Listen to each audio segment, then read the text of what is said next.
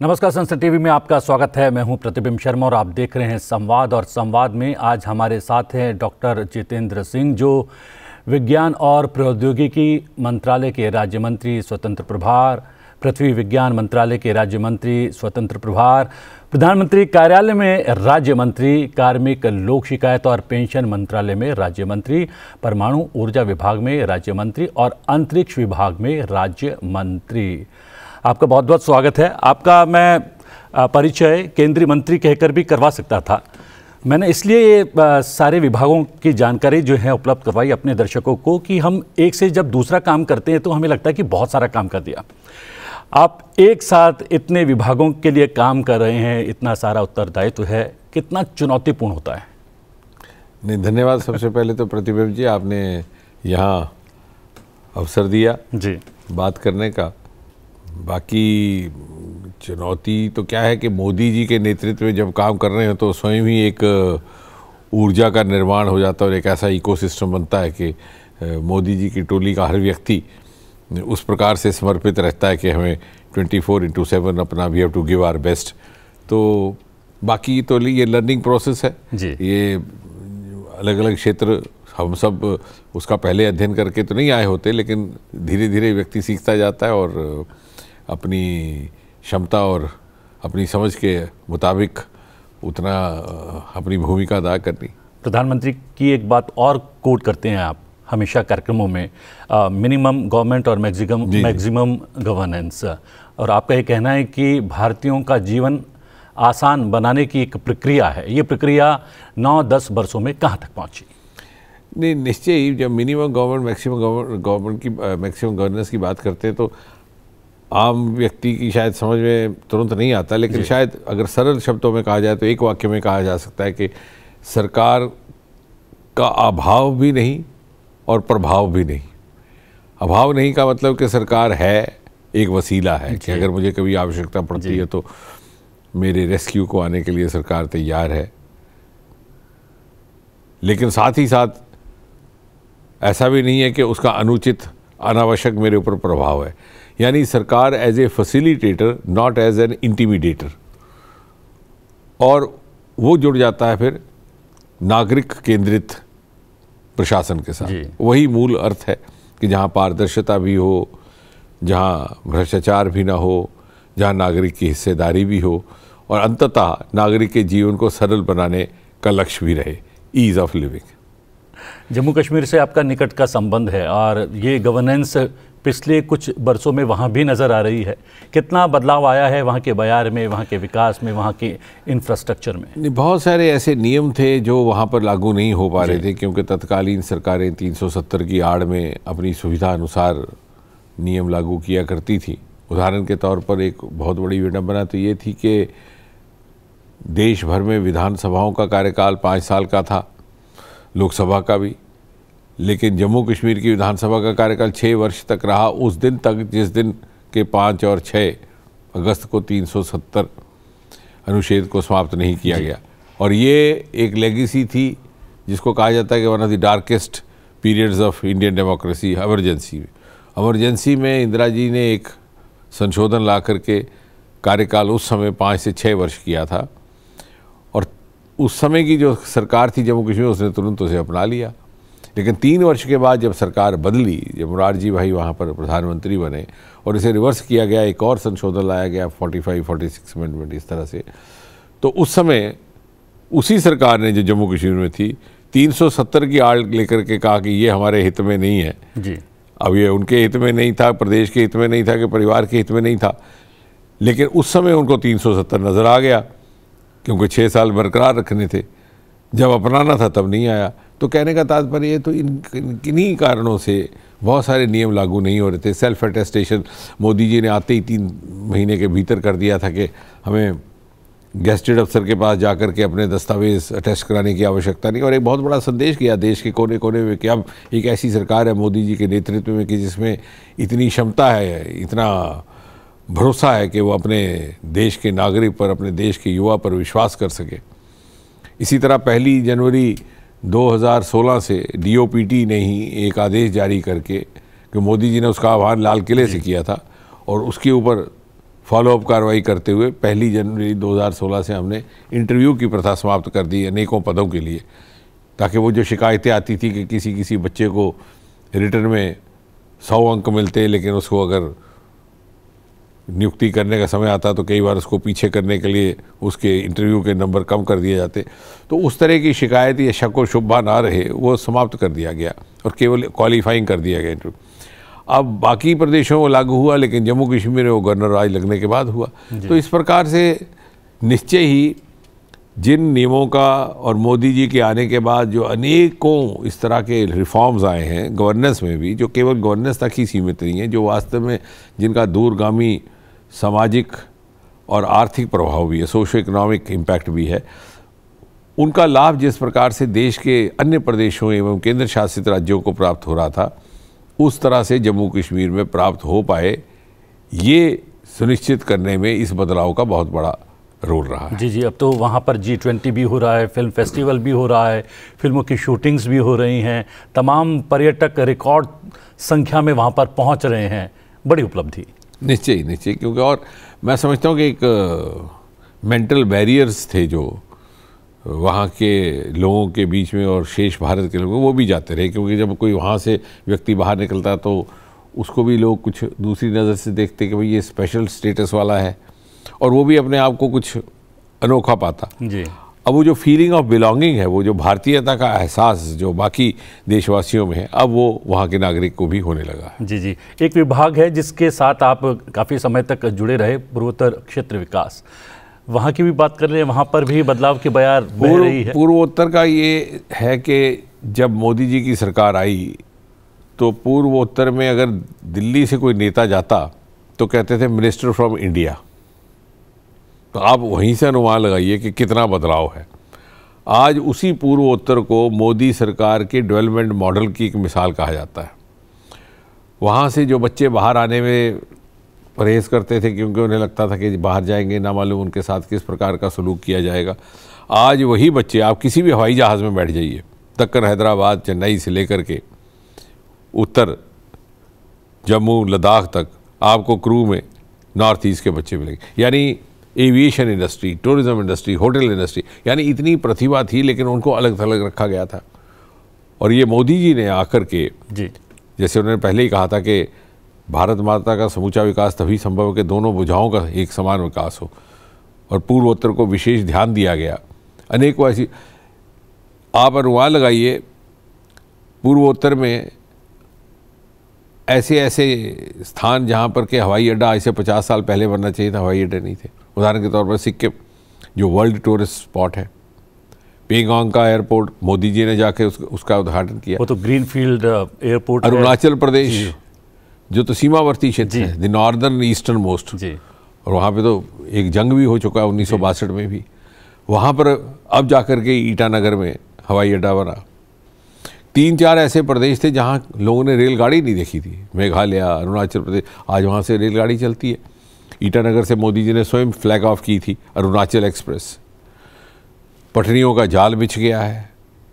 तो कहने का तात्पर्य ये कि आवाजाही बढ़ने से और जिस प्रकार से कल्चरल एक्सचेंज हुए हैं, उससे वहाँ के लोगों को समझ में आया कि हम भारत की मुख्य धारा का हिस्सा हैं, और उनका जो सरमाया है, उनका जो एसेट है, उसका उपयोग देश के बाकी हिस्सों में भी किया जाने लगा। एक क्षेत्र है जिसकी चर्चा बहुत ज़्यादा है, और उस क्षेत्र की चर्चा के कारण आपकी भी चर्चा हुआ करती है। चंद्रयान, सूर्ययान और अब गगनयान की तैयारी हो रही है। तो क्या माना जाए, जो एक संकल्प लिया है प्रधानमंत्री मोदी ने विकसित राष्ट्र का, वो अंतरिक्ष की हमारी ऊंचाई के माध्यम से ही हम प्राप्त करने वाले हैं क्या? आपने बिल्कुल ठीक कहा। मैं ये कहूँगा कि जैसे मोदी जी ने हमें 2047 के भारत की कल्पना दी है, जब भारत शिखर पटल पर होगा और निश्चय होगा, और उसके लिए जैसे उन्होंने कहा कि हर क्षेत्र का योगदान रहेगा, हर भारतवासी का, हर नागरिक का योगदान रहेगा। मैं ये कह सकता हूँ कि उस मंजिल की तरफ बढ़ने का जो सफ़र है वो स्पेस के रास्ते से शुरू हो चुका है, क्योंकि ये एक ऐसा क्षेत्र है जिसमें भारत ने पहले से ही अन्य कई देशों के तुलना में अग्रणीय स्थान ग्रहण कर लिया है। और उसमें विशेष बात यह है कि भारत की अंतरिक्ष यात्रा का आगाज़, उसका प्रारंभ जब हुआ, तब सोवियत यूनियन, तत्कालीन सोवियत यूनियन और अमेरिका चांद की धरती पर मानव उतारने की तैयारी कर रहे थे। अब हम तो अभी चंदा मामा दूर के लोकगीत गाते थे, लेकिन आज हम देखिए, आज हमारा चंद्रयान 3 उस स्थान पर पहुंचा है जहां ना अमेरिका पहुंच सका, ना रूस पहुंच सका, साउथ पोल। और हमारा आदित्य जो सोलर मिशन है सूरज को, वो अपने डेस्टिनेशन, अपने पड़ाव पर अभी कुछ ही दिन में पहुंचने वाला है। हो सकता है अगले ही सप्ताह, जनवरी के शुरू में, वो अपने लैंगर रेंज पॉइंट जहां पे उसको जा कर के अपनी गतिविधि प्रारंभ करनी है, वहां पहुंचेगा। और भारत तीसरा देश होगा नासा और यूरोपियन स्पेस एजेंसी के बाद। तो हम बहुत सी पहलुओं में उनसे आगे बढ़ चुके हैं। और यही कारण है कि जब मोदी जी वाशिंगटन डीसी की यात्रा पर गए थे, तो वहाँ से ये एक सुझाव आया और एक मुतालबा भी आया कि भारतीय अंतरिक्ष का कोई वैज्ञानिक या एस्ट्रोनॉट हो जो उनके इंटरनेशनल स्पेस स्टेशन पर जा सके, उनके हमरा, उनके साथ। और संभवतः वो अगले वर्ष ऐसा होगा भी। यानी उन्होंने हमारी काबिलियत को समझा, हमारी योग्यता समझा। और इसके लिए सबसे अधिक अगर किसी एक व्यक्ति को श्रेय देना है तो वो मोदी जी। और उसका एक मैं वैज्ञानिक कारण दूंगा, क्योंकि हम विज्ञान की बात कर रहे हैं। हमने अंतरिक्ष को बंदिशों में बांध कर रखा था। गोपनीयता के पर्दे में हम काम करते थे, 10 लोगों की टोली अंदर बैठी रहती थी, और हमें साधनों का भी अभाव रहता, रिसोर्सेज का भी। काबिलियत की कमी ना थी, प्रतिभा की कमी ना थी, मेहनत करने का मादा भी था, आंखों में सपने भी थे, दिल में अरमान भी थे। आपने देखा होगा वो पुराने चित्र, सारा भाई बाईसाइकिल पर कैरेज पर सामान लेकर के जाते हैं। यानी इतनी प्रतिबद्धता, इतना जज्बा। लेकिन हमने उनको रिसोर्स क्रंच में डाल करके रखा था। मोदी जी ने उसे खोल दिया पब्लिक प्राइवेट पार्टिसिपेशन के लिए। आपको हैरत होगी कि केवल इस फाइनेंशियल ईयर में 9 महीने के भीतर, अप्रैल से लेकर दिसंबर तक, अभी तक लगभग 1000 करोड़ से अधिक स्टार्टअप्स की प्राइवेट इन्वेस्टमेंट हो चुकी है जी। और जब चंद्रयान का आपने जिक्र किया, तो चंद्रयान का जब लॉन्चिंग हुआ तो वहाँ पर लगभग 10,000 लोग प्रत्यक्ष रूप से उसे देखने आए थे। और ये वो स्थान था श्रीहरिकोटा का जहाँ के फाटक एक ज़माने में बंद रहा करते थे। अंदर कोई झांक भी जाता तो उसके खिलाफ कानूनी कार्रवाई हो जाती। वहाँ किसी आलोचक ने एक ट्वीट किया कि what is new, why so much buzz. तो मुझे एक 1000 मीडिया मित्र थे वहाँ पे। तो मीडिया मित्र ने मुझे दिखाया कि साहब ये ट्वीट आया। तो मैंने कहा आप ये मुझे बताएं, when did you come here last? बोले मैं पहली बार आया। मैं कहा यही नया है, यही नया है। अब वहाँ पे कोई ऐसा दिन नहीं जाता जब स्कूल और कॉलेज के बच्चे नहीं जा रहे, बंगलौर में, श्रीहरिकोटा में, उन स्थानों पे।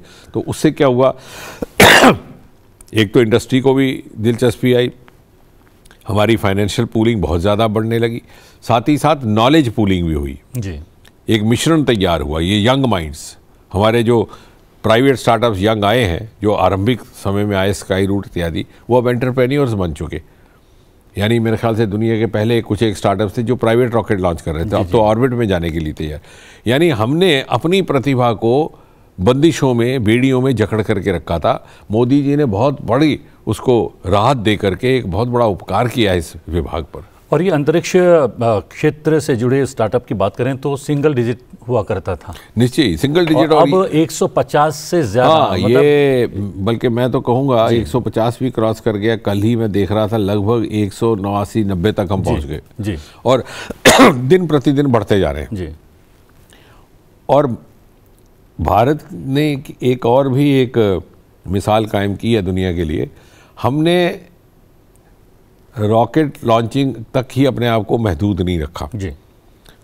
इंफ्रास्ट्रक्चर डेवलपमेंट जिस पर मोदी जी अक्सर बल देते हैं, सरकार बनने के कुछ ही साल के बाद, मुझे लगता है 2015 या 16 में, प्रधानमंत्री के ही सुझाव पर एक 2 दिवसीय यहाँ कार्यशाला रखी गई थी दिल्ली में, जहाँ हर मंत्रालय और हर विभाग के प्रतिनिधियों को, अंतरिक्ष वैज्ञानिकों के साथ बिठाया गया ताकि वो समझ सकें कि कहाँ कहाँ उसका इस्तेमाल हो सकता है। आज space technology is virtually in every house hold of India, every infrastructure. Rail पटरियों का निर्माण हो, स्मार्ट सिटीज़ का हो, सड़कों का हो, टनल का हो, टेली मेडिसिन, डिजिटल मेडिसिन, स्वामित्व योजना जैसी एक महत्वपूर्ण योजना जो रेवेन्यू डिपार्टमेंट में मैपिंग कर रही है, वो उसके लिए गति शक्ति। तो स्पेस टेक्नोलॉजी का जो भरपूर इस्तेमाल इंफ्रास्ट्रक्चर डेवलपमेंट में मुझे नहीं लगता विश्व के किसी और देश में हो पाया था। तो ये हमने एक मिसाल कायम की है जैसे, and I think that is the best tribute to our founding fathers, क्योंकि साराभाई ने जब इस विभाग की स्थापना की और साथ ही साथ उनके कंटेम्प्रेरी होमी भाभा थे जो एटॉमिक एनर्जी की भी स्थापना कर रहे थे, तो उन दोनों का ये कहना था कि हम इन दोनों क्षेत्रों को विकास के लिए इस्तेमाल करेंगे, पीसफुल पर्पसेस के लिए करेंगे और राष्ट्र निर्माण में एक प्रमुख भूमिका रहेगी। हम इन दोनों विभागों को उस स्तर पर लाएंगे। तब लोगों को विश्वास नहीं होता था, उनको समझ में नहीं आता कैसे होगा। खासतौर एटॉमिक एनर्जी के बारे में कहते थे एटॉमिक है तो मतलब बम है, लेकिन आज देखिए वही एटॉमिक एनर्जी हमारे लिए अल्टरनेटिव क्लीन एनर्जी का एक सूत्र बन रहा है, स्रोत बन रहा है। और एटॉमिक एनर्जी एग्रीकल्चर में इस्तेमाल हो रहा है, प्रिजर्वेशन, फूड प्रोसेसिंग में। तो कहने का तात्पर्य ये कि हमने जो हमारे जो वैज्ञानिकों का समर्पण था या उनका संकल्प था, उसको सिद्धि तक पहुंचाने के लिए जो बंदिशें थी वो बंदिशें दूर की गई हैं पिछले 4-5 वर्षों में। इस पूरी यात्रा को देखकर ऐसा लगता है कि एक तो अवसरों की कमी थी, वो अवसर प्रदान करना शुरू कर दिया गया है पिछले 8-9 बरस से। दूसरा, जन भागीदारी। आपने कहा कि भाई स्पेस को ऐसा छुपा कर रखा जाता था इस क्षेत्र को आम लोगों से, अब उसमें स्टूडेंट्स के और छात्रों के माध्यम से उसमें जन भागीदारी भी तय की गई। बिल्कुल ठीक कह रहे हैं आप। देखिए, इसका सबसे बड़ा प्रमाण ये है कि जब आपने देखा चंद्रयान की लॉन्चिंग हुई और जब उसकी लैंडिंग हुई जी, तो मुझे नहीं लगता घर में हिंदुस्तान में कोई ऐसा घर था जहां लोग सारे काम काज छोड़ करके टेलीविज़न के आगे बैठ गए। और जब मेरे तो अब रोंगटे खड़े हो रहे हैं क्योंकि और उस गौरव की अनुभूति हो रही थी हर भारतीय को। मैं तो सोमनाथ जी से कह रहा था, जो हमारे चेयरमैन, कि ये वो दृश्य है जो भारतवर्ष में अभी तक सिर्फ हिंदुस्तान और पाकिस्तान के क्रिकेट मैच के दौरान देखने को मिलता था। यानी कोई व्यवसाय हो, कोई क्षेत्र हो, आपकी दिलचस्पी कुछ भी हो, आपकी हॉबी कुछ भी हो, सब कुछ छोड़ छाड़ करके अगर चंद्रयान की लॉन्चिंग का लैंडिंग का समय 6 बजे के लगभग है तो 5 बजे तक घर पहुंचना ही पहुंचना है। तो उस तरह, और ये आपका कहना बिल्कुल ठीक है कि ये जो फीलिंग ऑफ बिलोंगिंग आई है, हाँ, ये सारे स्टेक होल्डर्स की सिनर्जी बनती है। इससे industry, research, academia, startups, entrepreneurs, ये सब जुड़ जाते हैं तो फिर रिसोर्स पूल बनता है। अब देखिए, विडम्बना कहती है, हम अक्सर गायबाना गप लगाते कहते थे साहब देखिए नासा ये कर गया, हम नहीं किया। हाँ। लेकिन हम नहीं समझते थे कि नासा के 50-60% से अधिक रिसोर्स नॉन गवर्नमेंट है और अब वही होगा। और दूसरा ये कि अब एक इकोसिस्टम भी इस सरकार ने निर्माणित किया है। उसमें नेशनल रिसर्च फाउंडेशन जो भी अभी पिछले ही कुछ महीने पहले ही जिसका स्थापना हुई एक मंत्रिमंडल निर्णय के परिणाम स्वरूप, तो अनुसंधान नेशनल रिसर्च फाउंडेशन, उसमें लगभग 60-70% रिसोर्स नॉन गवर्नमेंट होगा। यानी अगर हमने विश्व के विकसित देशों के साथ स्पर्धा करनी है, उनके मुकाबले में आके खड़ा होना है या उनसे आगे बढ़ना है, तो हमें विश्व के मापदंडों पर भी पूरा उतरना होगा। हमारे पैरामीटर्स भी वही होंगे, हमारी यार्डस्टिक भी वही होगी, हमारी स्ट्रेटजी और रणनीति भी वही होगी। और पहली बार इसी कारण आज हमें बड़ी संजीदगी से सुना जाता है, देखा जाता है, क्योंकि पहला एक ज़माना गुजरा है, आपने भी देखा कि जब कोई क्लीन एनर्जी की बात हो या क्लाइमेट की बात हो या स्पेस, तो समझते साहब ये तो अनजान लोग हैं, हमें हमारे बारे में कोई समझी। आज यही भारत कॉप मीटिंग में तय कर रहा है 2070 में नेट ज़ीरो होंगे हम। ये हाइड्रोजन में बाकी मुल्कों को हम लोगों ने बनाया है G20 के माध्यम से। G20 में हमने ग्लोबल अलायंस बनाया बायो का, तो हम बाकी लोगों को अगुवाई देने का, आज दुनिया हमसे सीख लेने को तैयार है। हमारी एक ज़माना था भारत बाकी देशों की अगुवाई में काम कर रहा था, आज बहुत से देश हमारी अगुवाई में काम करने को तैयार हैं। जी हाँ, अंतरिक्ष क्षेत्र तो छोड़ दीजिए, छोटी मोटी चीज़ें भी हम विदेशी खरीद कर बहुत खुश हुआ करते थे कि हमने विदेशी चीज़ खरीदी है। अब वही गौरव की अनुभूति स्वदेशी सामग्री खरीद कर हो रही है भारतीय को। ये बहुत बड़ा चेंज है। वोकल फॉर लोकल का जो मोदी जी ने हमें आह्वान किया, उसका परिणाम ये हुआ कि कई लाख करोड़ हमारे लोकल की सेल बढ़ गई जी। और आज खादी जैसा क्षेत्र, खादी का एक्सपोर्ट हो रहा है जी जी। और ये सारा इन्हीं प्रधानमंत्री के कार्यकाल में हुआ। इन्होंने कहा khadi for fashion, khadi for nation. और मोदी जी की एक बड़ी उनकी एक विशेषता है कि जो वो कहते हैं वो जन अभियान बन जाता है। ये बात है। और ये ये जो स्पेस का सेक्टर है जैसे आप कह रहे हैं, इसमें अभी हम साउथ पोल पर उतरे हैं तो चंद्रयान से जो फाइंडिंग्स आ रही हैं, जो इनपुट्स आ रही हैं, अभी तो वो उसका विश्लेषण हमारे वैज्ञानिक कर रहे हैं, लेकिन बाकी देश नासा इत्यादि वो उसका इंतज़ार कर रहे हैं। और जो आपने कहा कि यहाँ पर हम बाकी देशों में से आने के बजाय निर्यात, आयात के बजाय निर्यात होने लगा, वो बात हमारे ब्रेन ड्रेन पर भी होने लगी। भारी संख्या में हमारे युवा वैज्ञानिक वापस आने को तैयार हैं। अभी क्या हो रहा था कि हमारे पास, मैं आपको छोटा सा उदाहरण देता हूँ कि आम लोगों के ध्यान में नहीं रहता, हमारा त्रिवेंद्रम में एक इंस्टीट्यूट है स्पेस का, वर्ल्ड क्लास इंस्टीट्यूट, जो शिक्षण प्रशिक्षण के लिए उसकी सिलेक्शन IIT JEE से होती है और उसी में प्रेफरेंस देना होता है जैसे IIT देते हैं। बहुत सारे लोगों को उसका जानकारी भी नहीं थी। 100% प्लेसमेंट हुआ करती थी, लेकिन 50-60% से अधिक बच्चे चले जाया करते थे नासा इत्यादि, क्योंकि यहाँ पर कोई और अवसर नहीं थे। अब जब से ये खुला स्टार्टअप्स का तो वो जाना बंद हुए और यहाँ अपनी किस्मत आजमाने को बैठे, और जो चले गए कुछ साल पहले वो वापस आने का रास्ता देख रहे हैं।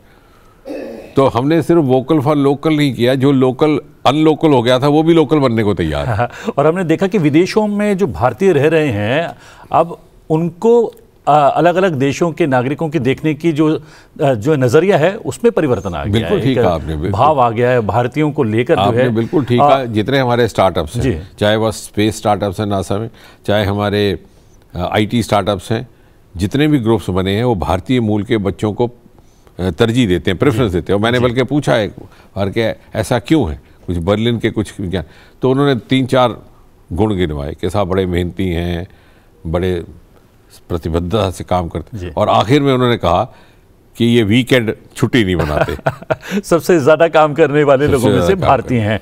एक और विभाग है आपका, कार्मिक प्रशिक्षण विभाग, ये भी खासी चर्चा में है। चर्चा की वजह से राष्ट्रीय पोर्टल तो है ही इसका, इसके अलावा जो रोज़गार मेले आयोजित किए जा रहे हैं वो अपने आप में क्रांति लेकर आ रहे हैं रोज़गार के क्षेत्र में। नहीं, निश्चय वो तो मोदी जी की कल्पना थी। और साथ ही साथ एक बात और भी, चूँकि मोदी जी के मुख से बात निकलती है तो उसका असर बहुत दूर तक जाता है।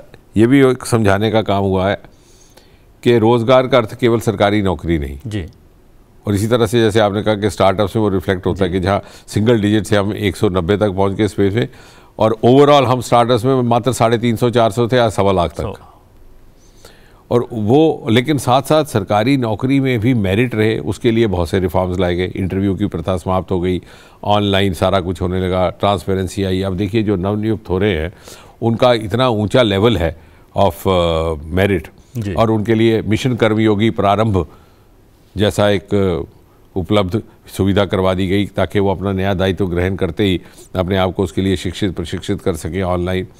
तो ये सारा एक सिलसिलेवार तरीके से प्रारंभ किया गया, जिसमें पारदर्शिता भी है और जिसमें एक टाइमलाइन भी फॉलो होती है। जी, जो एक पेंशन और जन शिकायत वाला विभाग है, वो हमेशा से उलझा हुआ विभाग रहा है, उसको जिस तरीके से तकनीक के साथ जोड़ा गया है, उससे क्या बदलाव आया? एक बड़ी अहम बात यह है कि किसी भी, जैसे हमने बात शुरू की थी मैक्सिमम गवर्नमेंट मिनिमम गवर्नमेंट, तो मैंने कहा कि पारदर्शिता भी रहे, भ्रष्टाचार भी कम रहे, नागरिक भागीदारी भी रहे। उसके लिए बहुत अनिवार्य उसका एक अंग है ग्रीवेंस रिड्रेसल।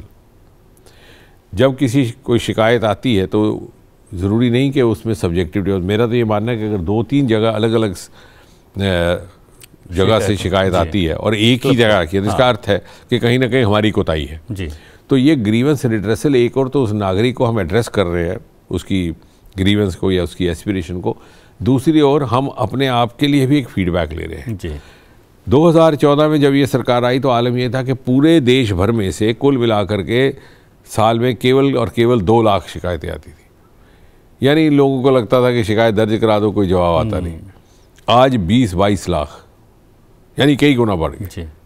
और जब बात मैंने एक पत्रकार वार्ता में कही तो किसी पत्रकार मित्र ने कहा कि कहीं ऐसा तो नहीं कि मोदी जी के आने के बाद शिकायतों की संख्या बढ़ गई, क्योंकि पत्रकारों का वो रहता है अभियान करना। तो मैंने उनको कहा कि नहीं, इसका उत्तर बाबा गालिब 150 साल पहले दे गए थे कि जब तवक्को ही उठ गई गालिब, क्यों किसी का गिला करे कोई। क्या बात है। हमसे तवक्को है, हमसे अपेक्षा है कि हम टाइमलाइन फॉलो करते हैं। हर शुक्रवार को हम असेसमेंट करते हैं, 97% तक हमारा डिस्पोजल रहता है। 5 दिन में हो जाता है, ना हो तो उसकी वजह बताते हैं। तो लोगों को हमसे उम्मीद है कि हम डिलीवर भी करेंगे और हम ही करेंगे, जो पहले नहीं थी। पहले हमने कई प्रदेशों में तो ऐसा था कि वेबसाइट बना दी थी औपचारिकता के तौर पर, लेकिन उसको अधिकारी अपडेट ही नहीं होती थी, अपडेट नहीं करते थे, विजिट नहीं थे करते, और लोग भी छोड़ देते थे उम्मीद। हमने एक टाइमलाइन पर, और अब इसमें और ज़्यादा सुधार करने के लिए हमने पिछले साल से एक ह्यूमन हेल्प डेस्क भी बना दिया, क्योंकि हमने इसको ऑनलाइन कर दिया, प्रदेशों को इसके साथ जोड़ दिया गया, CP ग्राम का एक मैकेनिज़्म बना। और कई बार क्या होता है कि शिकायतकर्ता की शिकायत तो एड्रेस हो जाती है, लेकिन उसको संतुष्टि नहीं होती कि वो सोचता है कि मैंने तो कहा था कि शायद इसके बाद मेरी कोई प्रमोशन हो जाए, तरक्की हो जाए, लेकिन इन्होंने तो मुझे प्रोसीजर समझा दिया। तो हमने पिछले साल से एक ह्यूमन इंटरफेस भी इंट्रोड्यूस कर दिया कि हर शिकायत के निवारण के बाद उसके शिकायतकर्ता से एक अधिकारी बात करेगा जी। और समय जो है समाप्त हो रहा है।